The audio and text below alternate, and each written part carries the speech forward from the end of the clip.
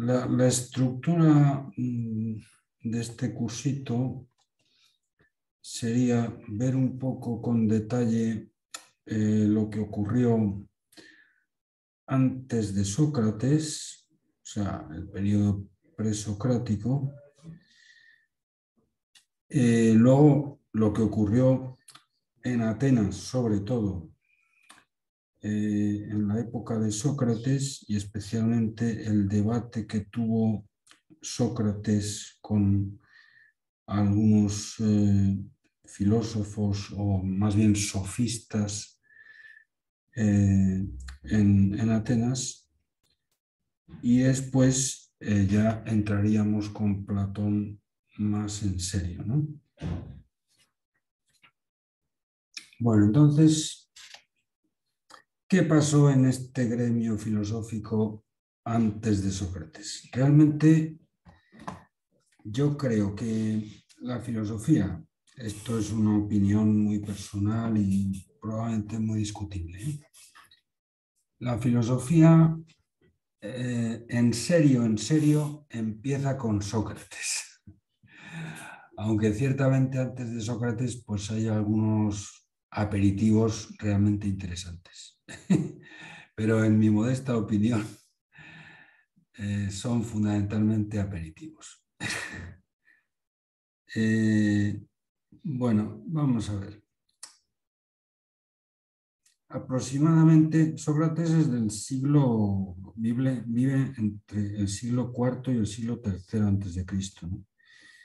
Pero el gremio filosófico fundamentalmente echa a andar en el siglo VI antes de Cristo, como quizá ya saben, y fundamentalmente en una región del llamado Asia Menor, es decir, la parte más europea de Asia, que se llama Jonia. Jonia. Los primeros filósofos presocráticos pues son más o menos habitantes de esta zona, son jónicos o jonios, y especialmente enraizados en una ciudad que se llama Mileto. Bueno, me estoy refiriendo a autores de los que seguramente ya han oído hablar, como tales Anaximandro y Anaxímenes. Estos son los tres principales representantes de la llamada Escuela de Mileto. Bueno, estos caballeros tienen un rasgo muy interesante que yo creo que a partir de ellos pasa a ser muy característico del gremio filosófico. Son gente bastante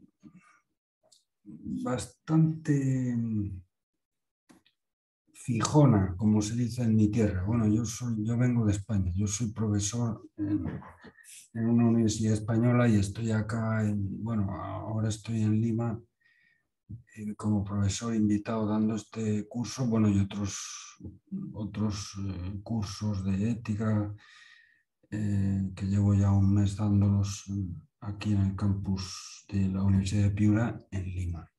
Pero yo normalmente trabajo en España, ¿no? Por tanto, si digo alguna cosa así, alguna españolada, ustedes me perdonan, porque, bueno, en fin, todavía no he aprendido a hablar con tantísima delicadeza y con tanto cuidado como lo hacen acá en el Perú, que yo estoy asombrado y estoy aprendiendo a hablar mi propio idioma acá.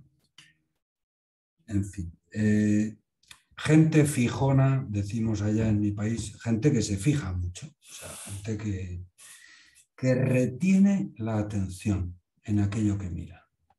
Es decir, que no mira apresuradamente, sino que mira despacio.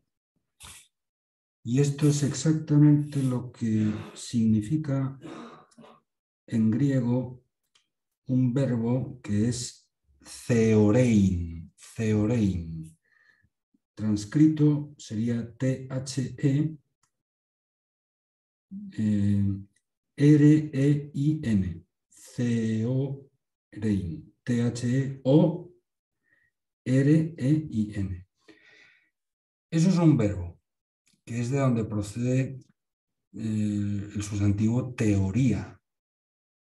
O sea, la palabra teoría, theoría en griego, es la forma nominal de ese verbo, cuya forma infinitiva es theorein. Eso significa mirar despacio, mirar reteniéndole la atención a aquello que estamos mirando, tratando sencillamente de conocerlo, o sea, de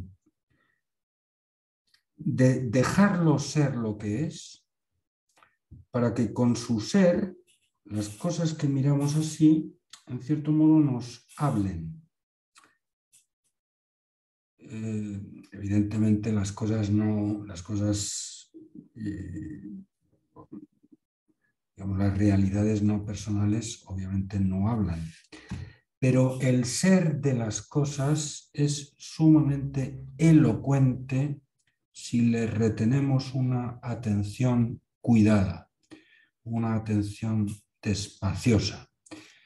Evidentemente esto de mirar despacio, en el fondo es también lo que en latín significa estudiar. Studium es una palabra, un sustantivo latino, cuya traducción sería más o menos esto, ¿no? Esmero o cuidado, es decir, una atención un poquito analítica en la cual no nos dispersamos en muchas cosas, no miramos hacia muchos lados, sino que tratamos de enfocar una y mirarla despacio. Esto es estudiar. Eso es algo que no se puede hacer con 8 cosas a la vez. No podemos estudiar 8 cosas a la vez. Tenemos que estudiar una en serio. Y tampoco es algo que podemos hacer a 100 por hora, o sea, muy rápidamente. Eso hay que hacerlo despaciosamente, ¿no? Es algo parecido a lo que también en latín evoca la palabra contemplar, contemplare. Probablemente el verbo contemplare en latín sea la traducción más leal del theorein griego.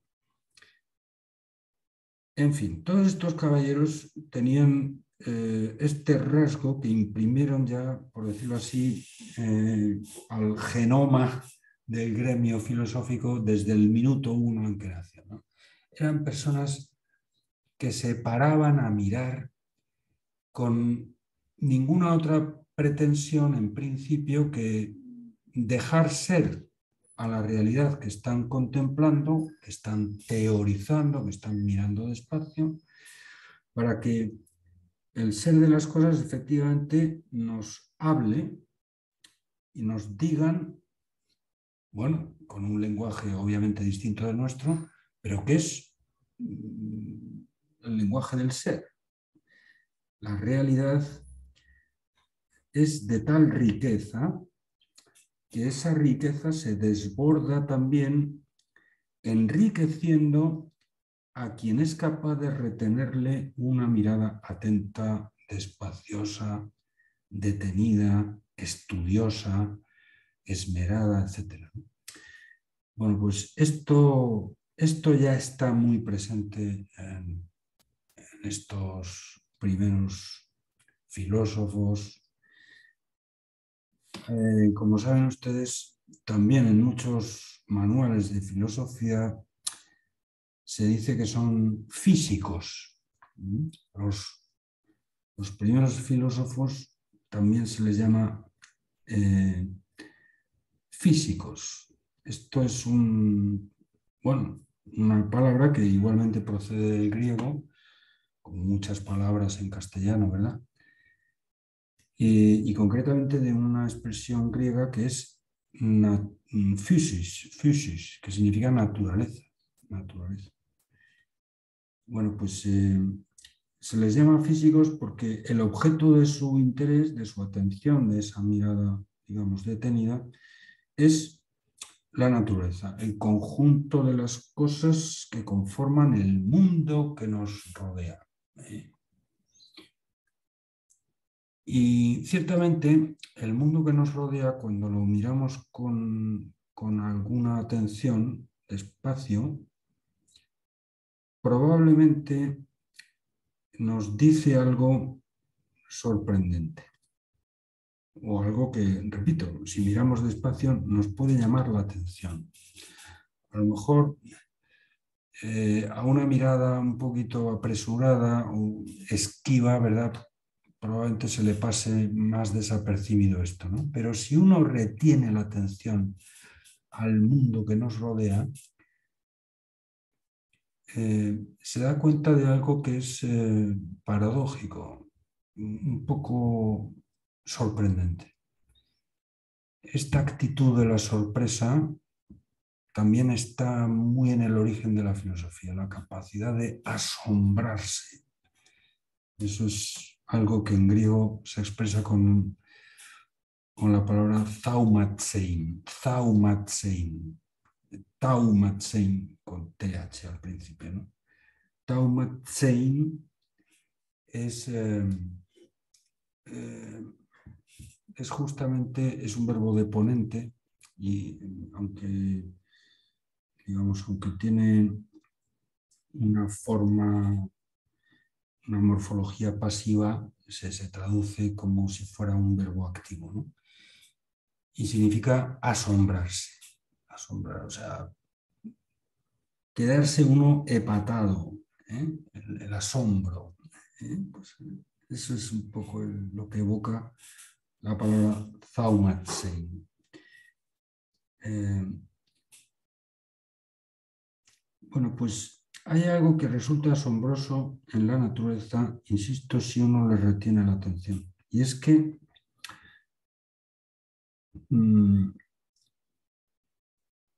el mundo está compuesto de una inmensa cantidad de cosas distintas.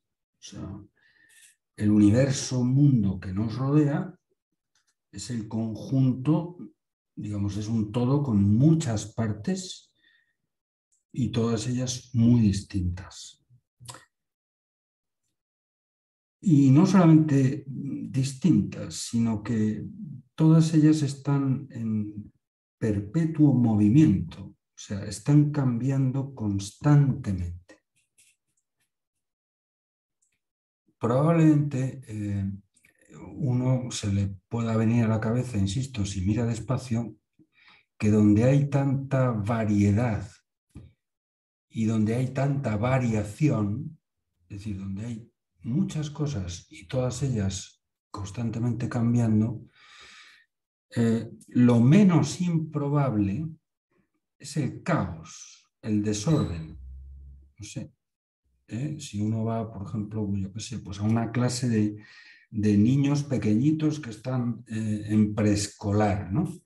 Bueno, pues eso puede ser una imagen bastante plástica de lo que podría ser eh, el mundo que se les antoja a estos griegos, ¿no?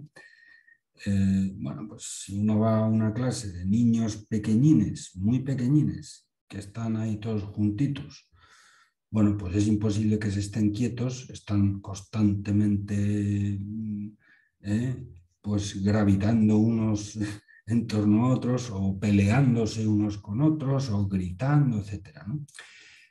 Bueno, pues donde hay tanta variedad y donde hay tanta variación, donde hay tanto cambio, pues lo que uno puede esperarse, digamos, con más lógica, lo que resulta más probable es el desorden.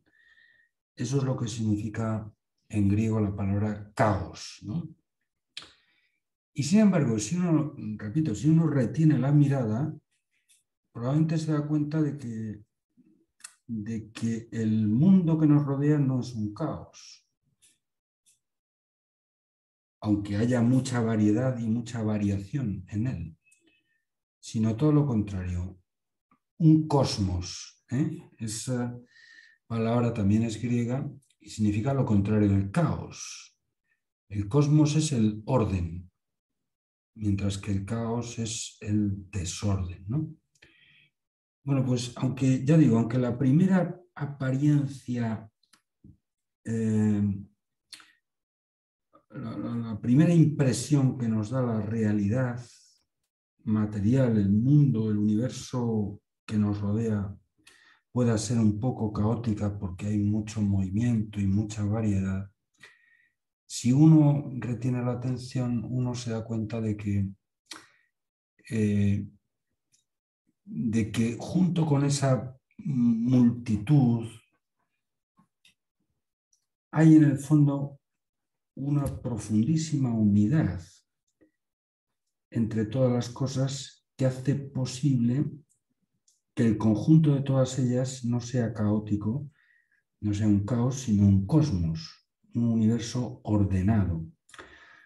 Ciertamente en el cual pues hay mucha variedad, muchos, no sé, hay ciclos biológicos, ciclos atmosféricos, ciclos climáticos, ahora se está hablando mucho, ¿verdad? Pues del cambio climático, pero bueno, yo bueno, no sé nada, no sé ni mucho ni poco sobre estas cosas, pero me suena que los que sí saben de todo esto, pues dice que lo del cambio climático no es un invento de ahora, ¿no? Es una cosa que viene ocurriendo desde que existe el clima, vamos, ¿no? Desde que existe el cosmos, ¿no?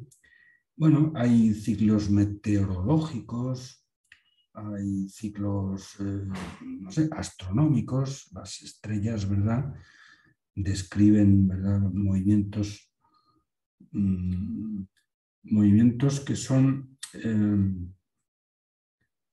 geométricamente perfectos, ¿no? Son las elipses, ¿no? La elipse es siempre la figura geométrica que señala la trayectoria de los astros, ¿no?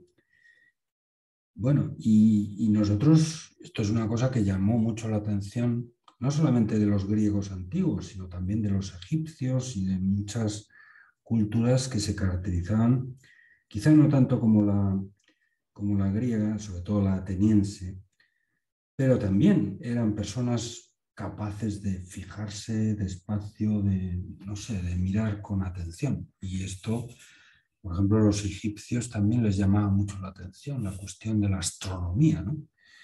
Y comprobar que efectivamente, eh, pues cada X tiempo, ¿verdad? La, pues un satélite pues orbita alrededor de un planeta. Cada X tiempo, ¿verdad? Pues la Luna exhibe, por ejemplo, pues, en cada una de sus fases, la luna llena, el cuarto menguante, el cuarto creciente.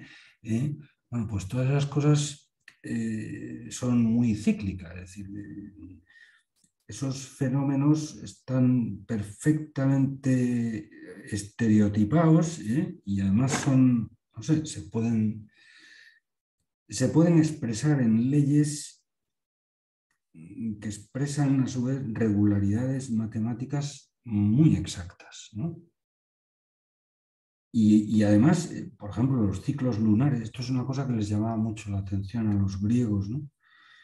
Tienen mucho que ver con el movimiento de las mareas. O sea, cuando la luna está en cuarto creciente, pues la marea baja, ¿no? O sube, bueno, no recuerdo bien, pero hay digamos, hay un influjo mutuo que ya estos antiguos detectaron entre el movimiento de o sea, las fases lunares y el movimiento de las mareas, ¿no? Etcétera.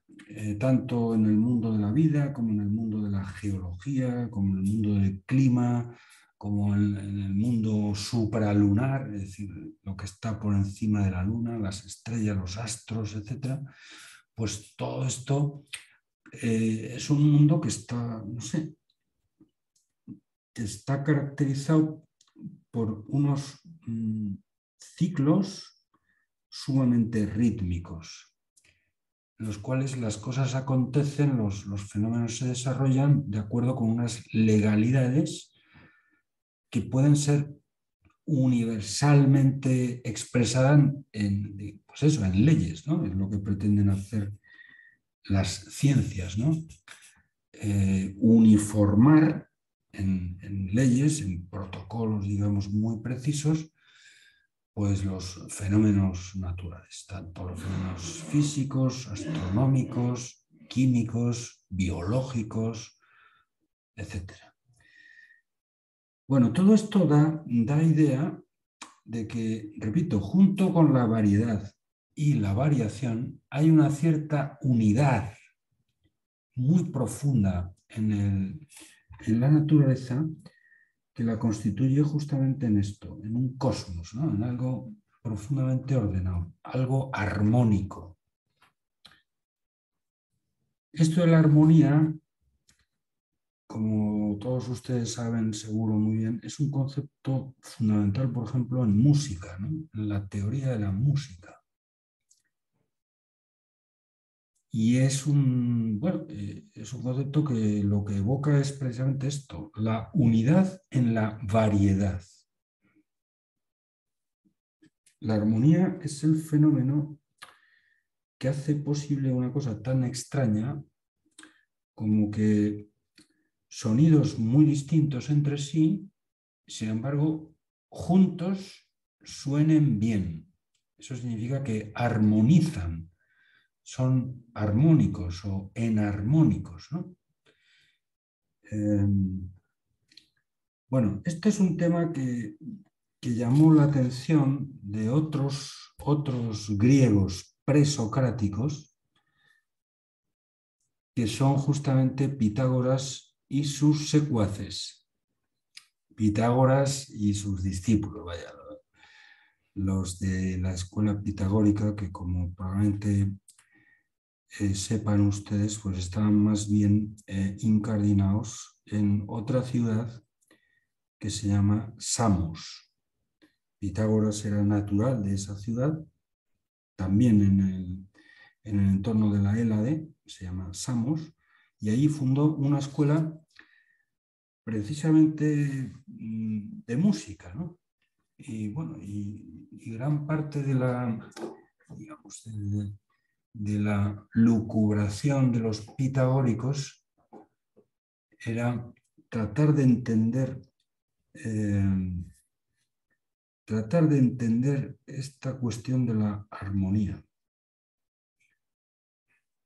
Ellos estaban convencidos, bueno, Pitágoras, además de músico, es un gran matemático, ¿no? Y como saben todos los que se hayan podido asomar un poquito a la música o a la teoría de la música, pues ahí tiene un papel, la matemática tiene un papel muy importante, ¿no? En el fondo, claro, tanto la armonía como sobre todo el ritmo, que son dos elementos esenciales que hacen posible la música, pues tiene mucho que ver con la medida. Es decir, el ritmo es la perfecta combinación entre el sonido y el silencio, pero una combinación que es matemática. Digamos, en música tiene tanto valor el sonido como el silencio. Y de hecho en la teoría de la música se mide tanto el sonido como el silencio, ¿no? Y la perfecta combinación de sonido y silencio es lo que hace posible el ritmo. ¿No? Bueno, pues esta percepción de los pitagóricos, concretamente Pitágoras, estaba convencido de que el ritmo de las esferas celestes, o sea, las trayectorias que describen los astros, los planetas, las estrellas, etc., en cierto modo están interpretando, por decirlo así, algo parecido a una danza celestial, una música celestial. Una música, bueno, que nos es tan lejana a nosotros que nosotros no la percibimos, no la oímos, ¿no? No sé, podríamos decir que es ultrasonido, ¿no? No, sale de los umbrales de nuestra sensación. Pero aunque nosotros no lo oigamos, realmente está sonando. Es la música de las esferas y es el ritmo de la danza que ellas están interpretando. Bueno, los pitagóricos, uno de los puntos en los que centraron más su atención es en la medida matemática de esas, digamos, de los sonidos, de las distancias, por ejemplo. Una de las cosas que Pitágoras, por ejemplo, estudió es cuál es la distancia sonora entre las dos cuerdas extremas de la lira. La lira, ¿verdad? Pues ese instrumento de cuerda, ¿verdad? Que muchas veces se representa, bueno, en la iconografía antigua, ¿verdad? Pues a los antiguos, incluso a los dioses en el Olimpo, ¿verdad? Pues interpretando una música que solamente ellos son capaces de interpretar. Una maravilla. Pues la lira era uno de los instrumentos, ¿verdad? Bueno, pues la lira tiene 5 cuerdas y la distancia que hay entre las dos cuerdas extremas de la lira, en teoría musical se conoce como la quinta justa. Es una distancia de 3 tonos y 2 semitonos, la que va en la escala diatónica entre el do y el sol. Bueno, pues para Pitágoras esa es, por decirlo así, el canon de la distancia perfecta. Es la distancia, digamos, que luego replicada en otras formas puede hacer posible la armonía. O sea, por ejemplo, los sonidos que van en la escala diatónica entre el do y el sol, hay un sonido que es el intermedio, o sea, una nota que es justo la que está en el medio entre el do y el sol, que es el mi, ¿no?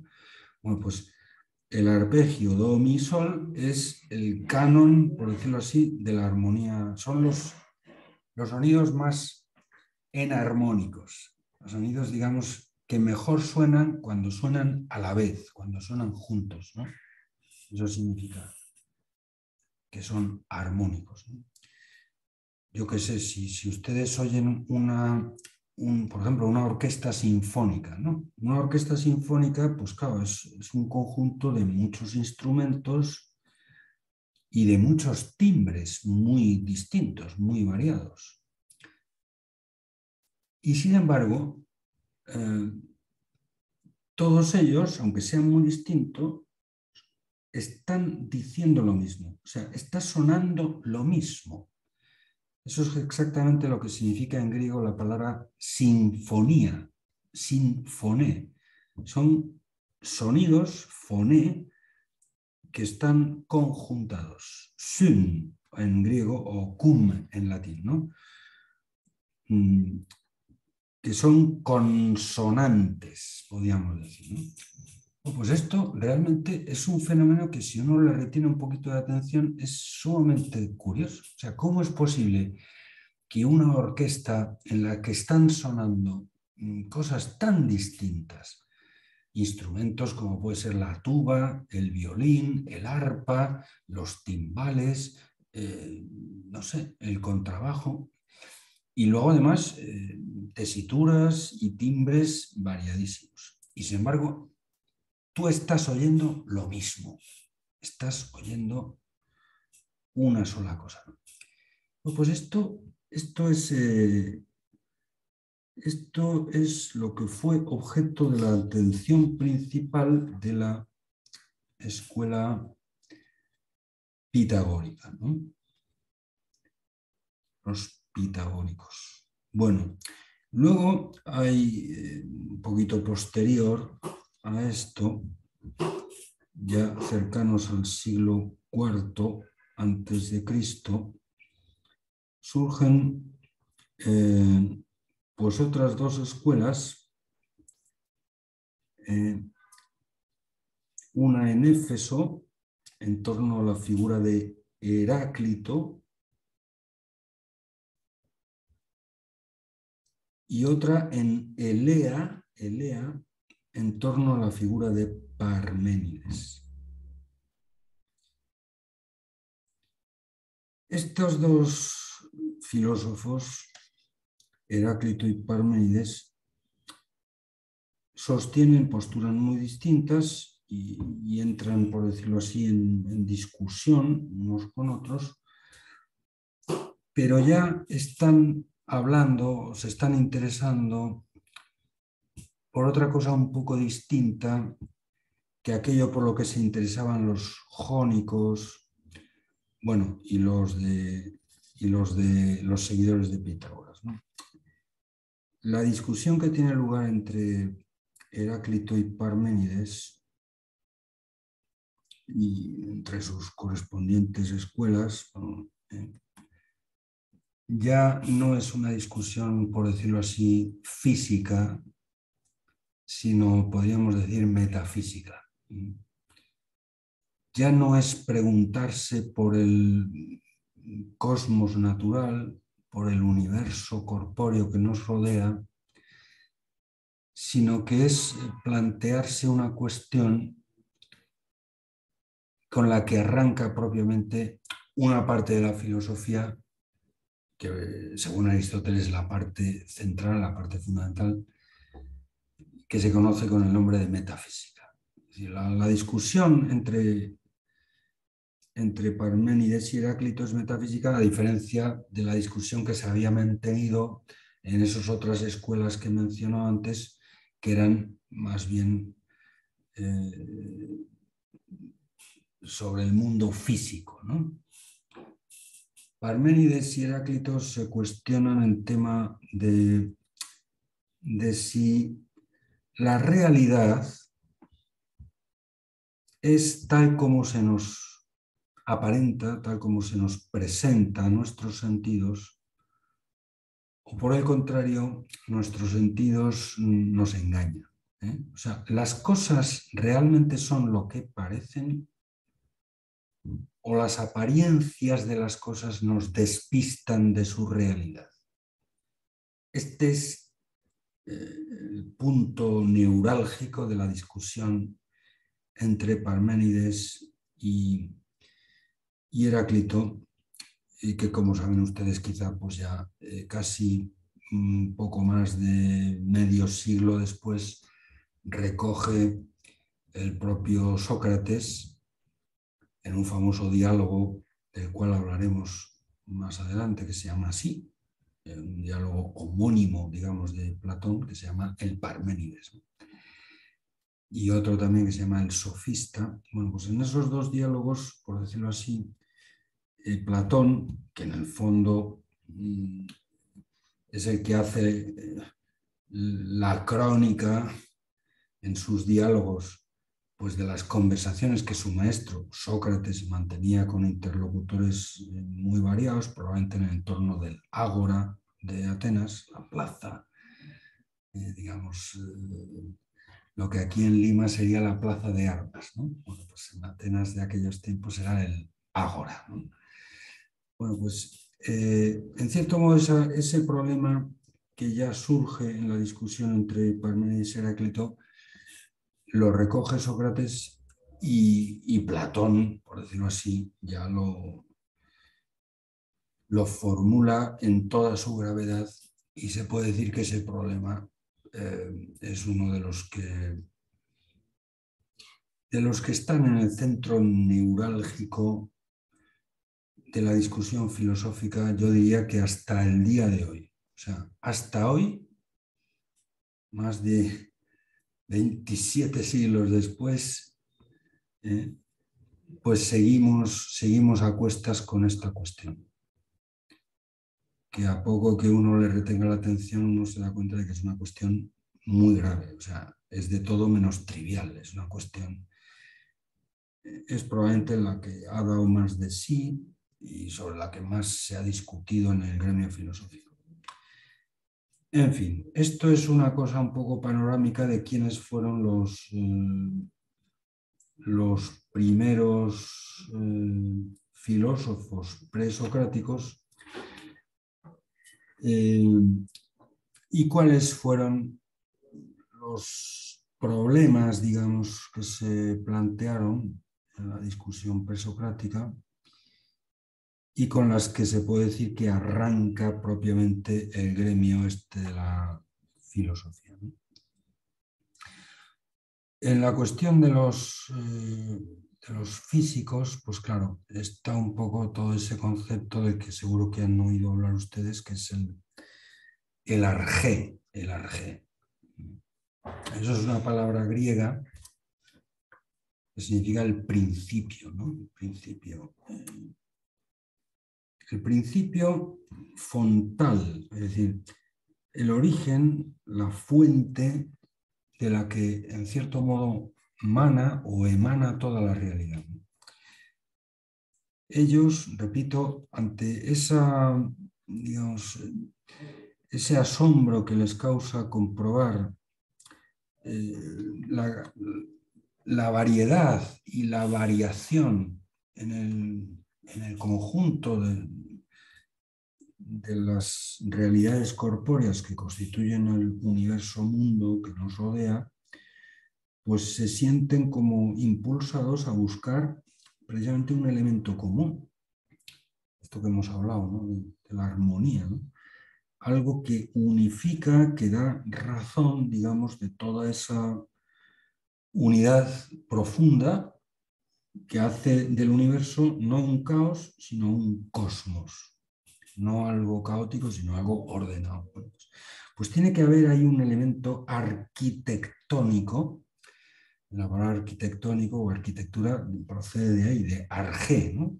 Es decir, algo que da origen, que da lugar a, digamos, a una armadura perfectamente organizada, ¿no?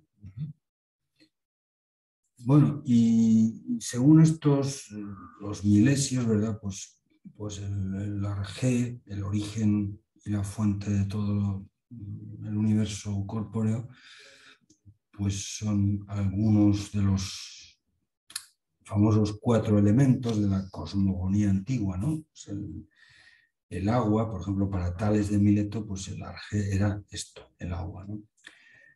Eh, el aire leve, el aire, la tierra y el fuego, ¿no? Por ejemplo, para Heráclito, pues el fuego, claro, esto es una cosa realmente muy curiosa, si, seguro que a todos ustedes les ha llamado la atención alguna vez o más de una vez, por lo menos. A mí, desde luego, muchas veces, ¿no? Si uno, si uno mira el fuego arder, no sé, una hoguera o yo qué sé, una chimenea que está ardiendo, ¿no? Realmente uno puede pasarse horas y horas y horas. Es uno de los espectáculos que yo creo que al ser humano le resultan más llamativos y más atractivos, ¿no? Y comprobar que siempre es el mismo fuego, pero nunca es lo mismo. O sea, tú puedes contemplar durante horas, incluso días, ¿no? Hasta que se extinga una hoguera y, bueno, incluso hacerle fotos, pues ahora con esos cacharros, ¿verdad? Pues que son capaces de hacer eh, una rapsodia verdaderamente asombrosa de fotos, muchísimas fotos en muy poco tiempo, ¿no? Disparar una ráfaga de fotos de manera que entre una y otra foto pues haya una distancia incluso cronológica mínima, o sea, pase una décima de segundo, ¿no? Bueno, pues nunca te aparece la misma foto, o sea, siempre es distinto, realmente es una cosa asombrosa como el mismo fuego nunca es lo mismo en un momento que en otro, ¿no? O por ejemplo, bueno, claro, lo que se le antojaba a Tales con el agua, ¿no? Pues esto, ¿no? Al propio Heráclito también le llamaba mucho la atención todo esto de que el río, ¿no? Pues la naturaleza es como panta rei, se dice en griego, todo fluye, ¿no? De manera que nunca puedes bañarte dos veces en el mismo río, porque claro, ya la segunda vez, pues son, aunque sea en el mismo río en donde te estás bañando por segunda vez, pero la segunda vez son otras aguas las que están pasando, ¿no? Claro, son ciertamente metáforas muy plásticas, ¿no? Para expresar esta fugacidad, ¿no? Esta variabilidad y esta poca, no sé, poca consistencia, ¿eh?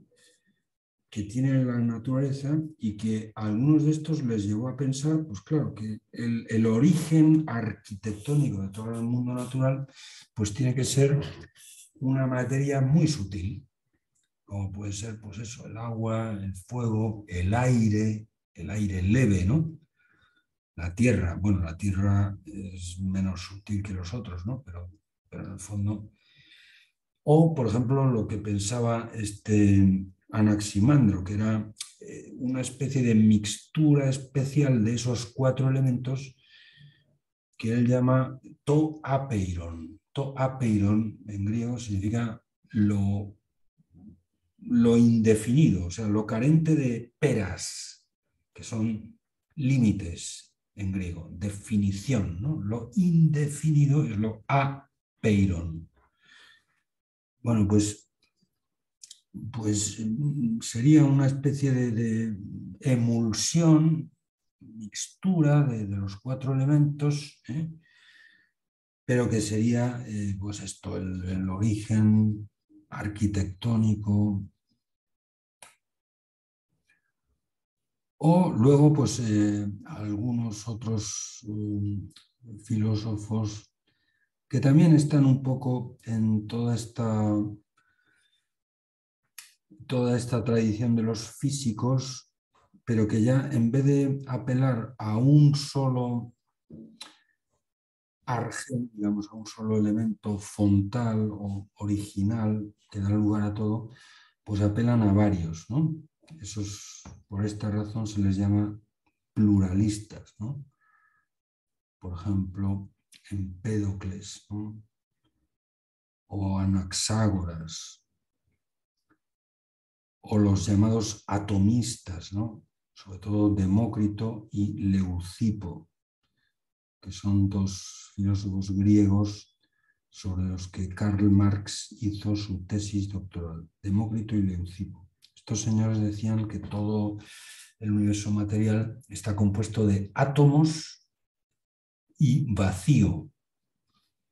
Bueno, y justamente la alternancia entre lo lleno y lo vacío, pues es lo que hace posible justamente la movilidad. O sea, si todo en el universo material fuese, por decirlo así, materia sólida, pues no podría haber movimiento. O sea, para que un cuerpo se desplace de un lugar a otro, pues el otro tiene, o sea, para que un cuerpo se desplace o para que un cuerpo, por ejemplo, reemplace a otro, pues hace falta que no todo el espacio esté ocupado. Hace falta que haya, pues justamente en la proporción adecuada entre lo vano, digamos, lo vacío, y lo sólido, ¿eh? Pues ahí, digamos, ahí estriba un poco el origen, de toda la realidad natural, ¿no? O por ejemplo, Anaxágoras, pues Anaxágoras introduce un concepto que ya no es propiamente físico, él lo llama nous, que es algo parecido bueno, pues bueno, a una especie, él lo entiende como una especie de fluido, dice que es un fluido sutil que anima la materia filtrándose por sus recovecos. O Empédocles, pues que entiende que también pues los cuatro elementos esos primarios, el agua, el aire, el fuego y la tierra, se unen y se separan, conformando los diversos cuerpos, justamente por una serie de fuerzas en las que él ve justamente el arjé, el origen, que son, digamos, que están en tensión, bueno, en tensión o en distensión, pero en el fondo son fuerzas de pregnancia o repugnancia, digamos, de amor u odio, ¿no?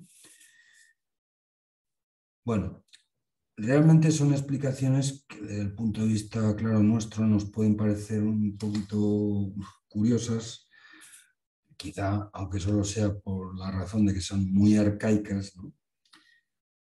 Que pueden parecerse en algunos casos, sobre todo en estos pluralistas, pues más cercanas casi a la mitología, ¿eh? Es decir, las cosmogonías antiguas, es decir, las teorías antiguas sobre el origen, la génesis del cosmos, eso es lo que significa la palabra cosmogonía, pues están muy unidas también a las teogonías, ¿no? Es decir, a las narraciones mitológicas sobre el origen de los dioses.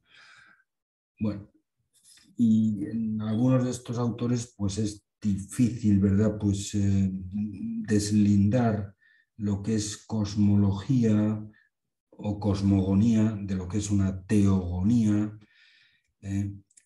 Pero en cualquier caso, ya digo, el horizonte de su interés es fundamentalmente este, ¿no? Dar cuenta del universo físico y particularmente de esta característica que resulta tan llamativa, insisto, si uno mira despacio, que es la inestabilidad, el movimiento, el cambio. O sea, todos los seres naturales están, por decirlo así, heridos de una inestabilidad fundamental.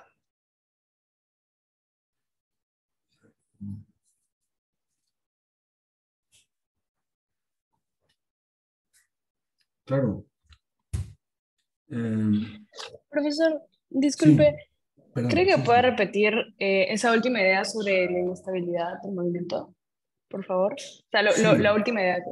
sí, sí. Esto, ya digo que me estoy refiriendo sobre todo a los primeros filósofos que se plantean cuestiones relativas a lo que podríamos llamar filosofía de la naturaleza. O sea,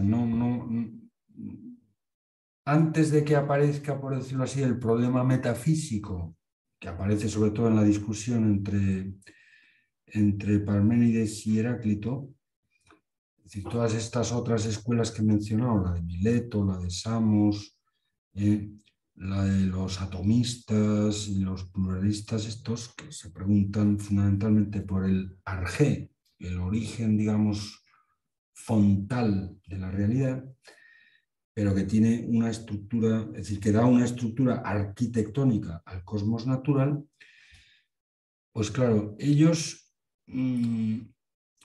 fundamentalmente buscan esto, buscan esa explicación, ese arjé, porque están muy, no sé, como muy impresionados ante la realidad del cambio, ¿no? Si en la naturaleza corpórea lo que más llama la atención para una mirada, digámoslo así, filosófica, o incluso si quieren ustedes prefilosófica, pero que es una mirada teórica, es decir, una mirada atenta, despaciosa, en el sentido que decía antes, es justamente esto, el cambio, ¿no? ¿Por qué? Pues miren ustedes, porque el cambio reúne de forma paradójica dos cosas que parecen incompatibles, porque de hecho son contrarias. Primero el ser y después el no ser. O sea, para cambiar, obviamente hace falta ser. Es menester ser para poder cambiar. La nada no puede mudarse en nada, como es obvio.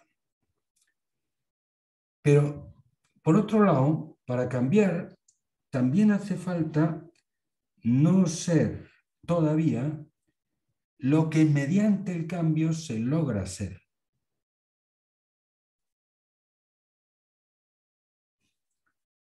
O sea que realmente para que algo cambie hace falta que se den estas dos situaciones paradójicas. Primero que sea, porque repito, sin ser no es posible cambiar, ¿no? Pero por otro lado, que no sea, por lo menos del todo, ¿no? Es decir, para cambiar es necesario que a lo que cambia le falte aún aquello que mediante el cambio alcanza o llega a ser, ¿no?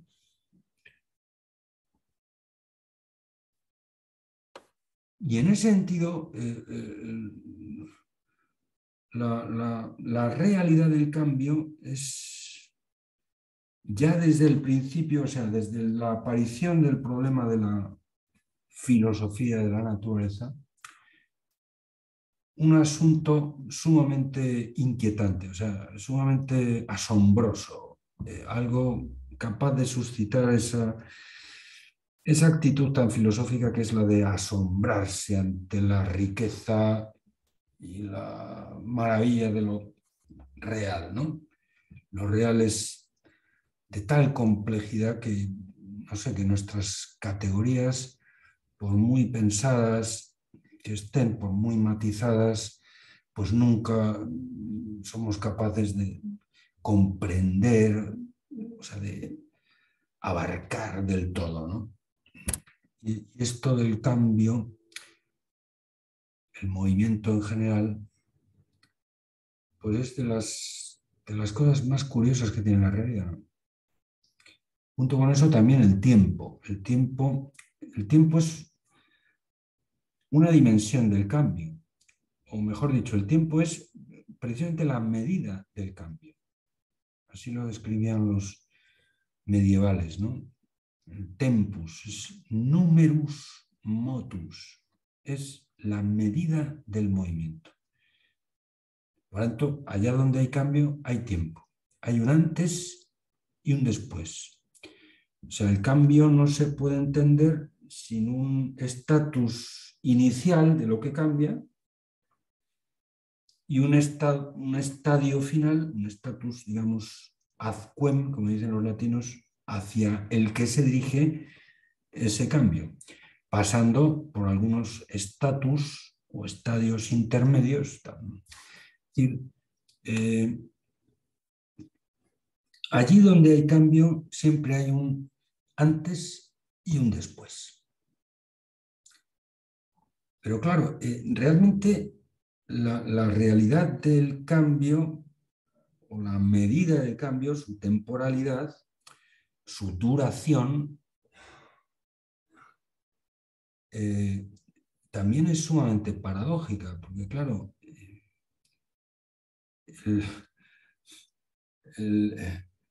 en sentido estricto, la única realidad real es la realidad presente, ¿no?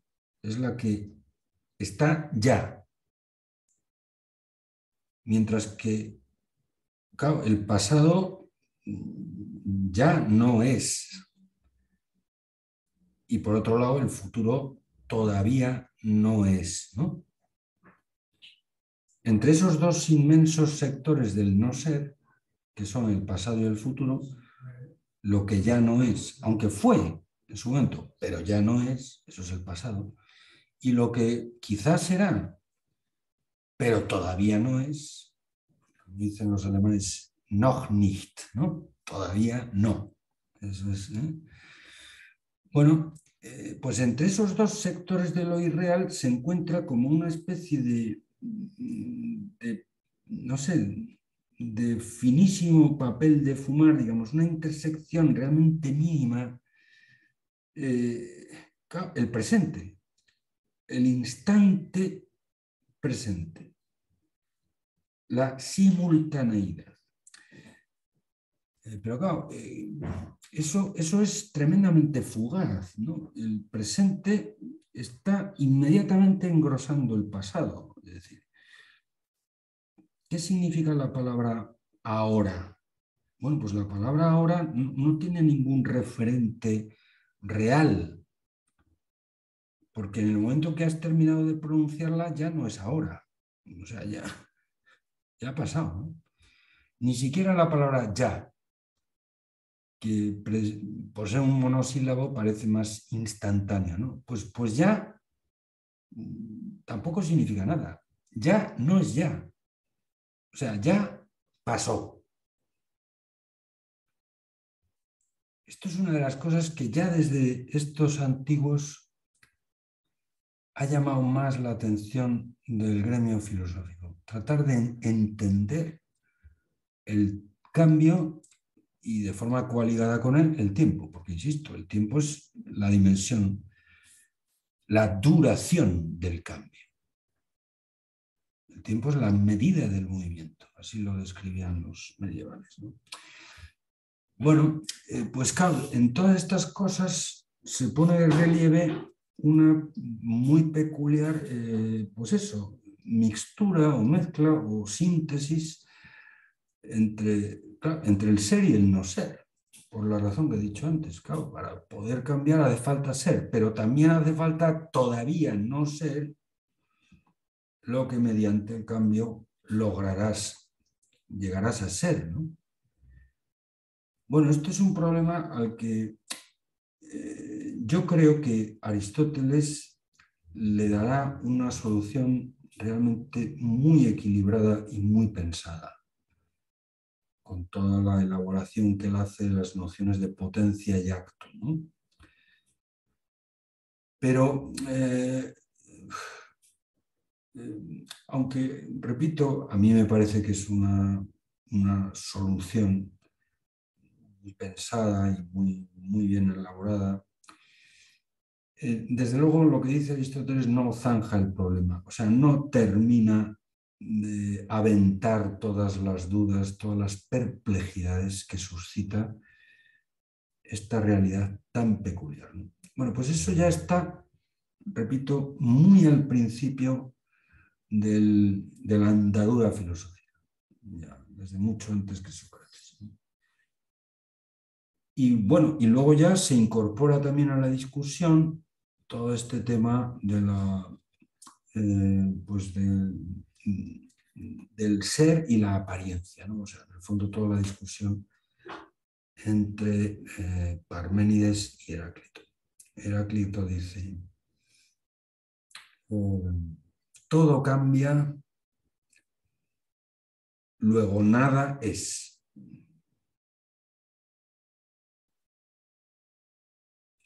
Porque si todo cambia y si todo es cambio, o sea, si el paradigma de la realidad es, como él imagina, ¿no? Pues ese río en el que todo fluye, panta rey, ¿no? Pues entonces significa que nada termina de ser. Si todo está cambiando, es que nunca llega a ser definitivamente nada. Todo cambia, nada es. Es decir, nada termina de ser. Mientras que Heráclito dice lo contrario.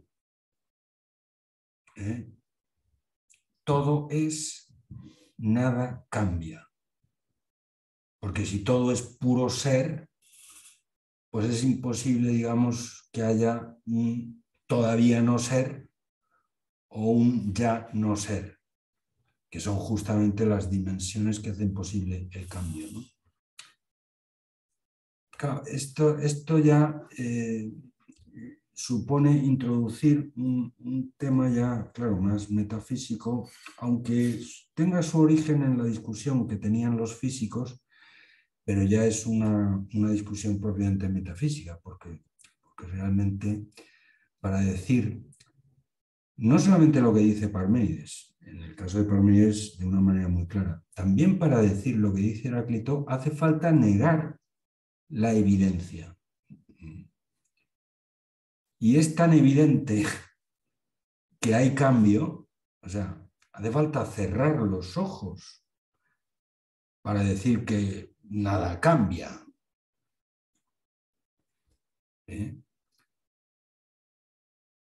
Pero igualmente también hace falta negar la evidencia para decir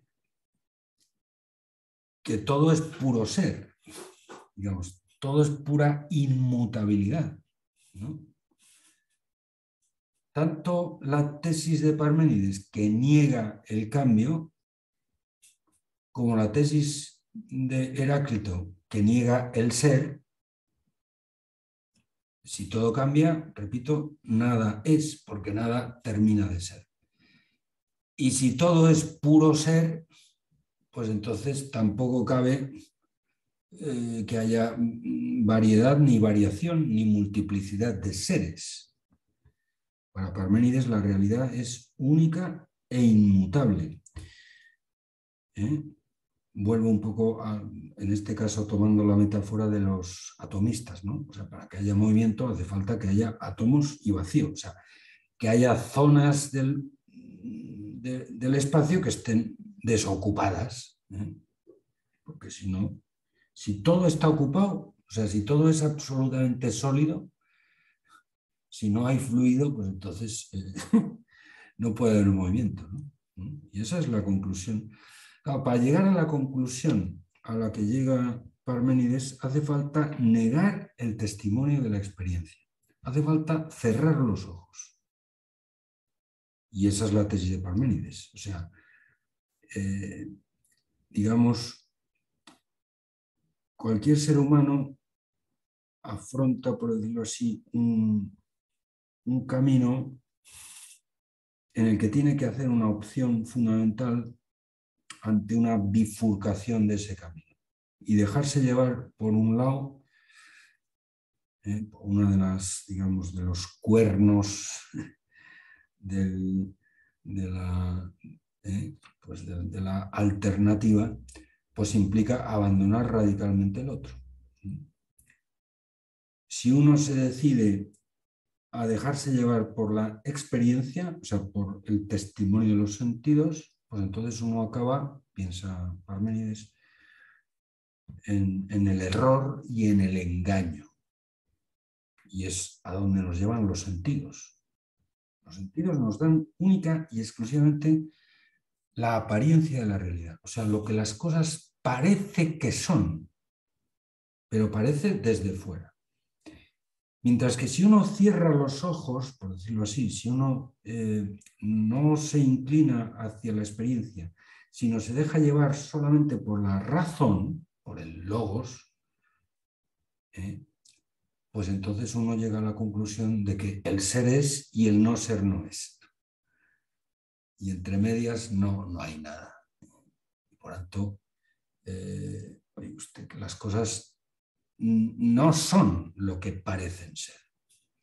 Y entonces ya tenemos ahí plenamente formulado el segundo problema al que me refiero, el problema metafísico, que ya digo, poco tiempo después recogerá y reformulará en toda su gravedad, sobre todo Platón, ¿no? Profesor, Sí. en el pensamiento de Heráclito, si todo cambia, ¿cómo es posible que alguien conozca la verdad acerca de algo si es que todo es cambiante y nada permanece? Claro, claro. Es que esa es la tesis de Heráclito. No hay ninguna realidad, digamos, permanente y por tanto no hay ninguna verdad en sentido estricto. O sea, repito, porque si todo, no solamente si todo cambia, sino si todo es cambio, pues en último término nada es, porque nada llega a ser. El perpetuo devenir, ese es digamos, el concepto que se usa en el lenguaje de la filosofía, ¿no? Precisamente Heráclito contrapone el ser al devenir. Si todo cambia, es decir, si todo deviene, pues eso significa que nunca deviene ser, es decir, nunca termina o aboca en llegar a ser algo, ¿no? Pero claro, en ese supuesto, evidentemente, no podemos decir de nada que es verdad. O sea, lo único que es verdad, lo único que es sustantivo, lo único de lo que se puede decir probablemente que es, y por tanto que es verdaderamente, es el cambio. O sea, la tesis de Heráclito no es que haya seres que cambian, no, no. Es que el cambio es el único ser de las cosas.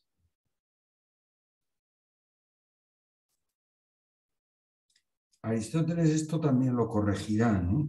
Y yo creo que también igualmente dándole una solución muy, muy equilibrada, ¿no? O sea, el cambio es algo de las cosas, pero no son las cosas. O sea, el cambio es algo que le ocurre a las cosas que cambian, pero que no consiste en ellas. O sea, el ser de las cosas no es cambiar. Hace falta, dicho de otra manera, que en todo cambio haya algo que no cambie, que es justamente el ser de lo que cambia.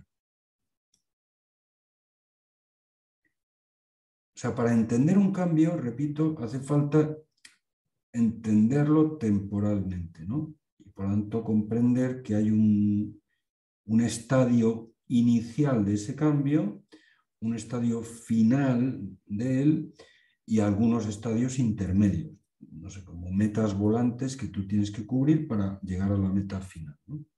Pensemos en un cambio de tipo local, ¿no? O sea, una trayectoria de, pues no sé, desde un sitio hasta otro. Yo creo que, bueno, pues es evidente que para que un ser se desplace, un ser corpóreo, claro, para que algo se mueva localmente, pues hace falta que el ser que se mueve no consista en su moverse.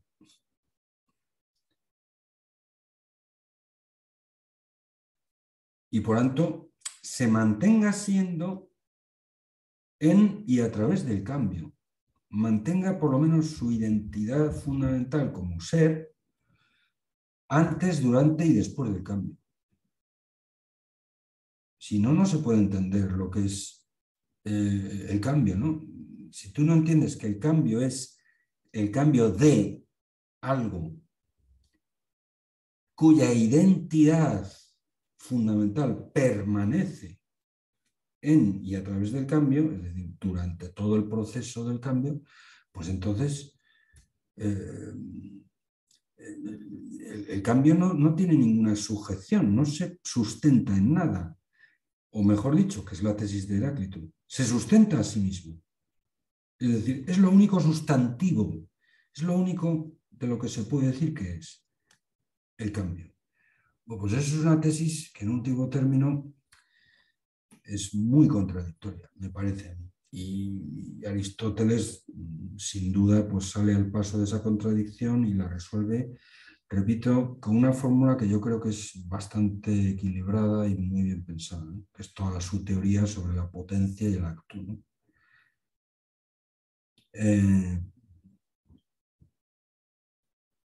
Pero bueno, quizá antes de Aristóteles, pues claro, la discusión entre Heráclito y Parménides pues se había polarizado mucho porque ambos sostienen dos posturas que son tremendamente extremas, ¿no? La de Heráclito, es decir, solo hay cambio. La de Parménides, solo hay ser.